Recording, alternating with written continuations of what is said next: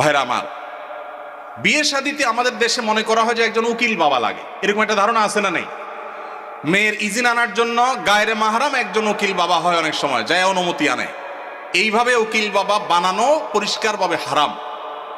পরিষ্কারভাবে মুরব্বীরা ভালো করে শুনে রাখেন, যারা যারা উকিল বাবা আছেন এই বাবাগিরি ছেড়ে দেন। বাংলাদেশে বাবার কোনো শেষ নাই। খাজা বাবা, উকিল বাবা, ন্যাংটা বাবা, কত বাবা আছে। আল্লাহ তাআলা এই সমস্ত নকল বাবা থেকে আমাদেরকে হেফাজত করুন। বিয়ে উপলক্ষে কোনো উকিল বাবা টাবা চলবে না। নিজের বাবা বেঁচে থাকলে সেই বাবা তিনি নিজে নিজের সন্তানের বিয়ে দিবেন, ব্যাস। মেয়ের অনুমতি বাবা আনতে যাবেন। জাজ্জল্যমান বাবা উপস্থিত, আগাগোড়া 5 হাতি বাবা আছে, এরপরও দেখা যায় আরেকজন উকিল বাবা সেজে সেখানে নাটক করতে যায় অনুমতি আনার জন্য। এই নাটক করা যায়?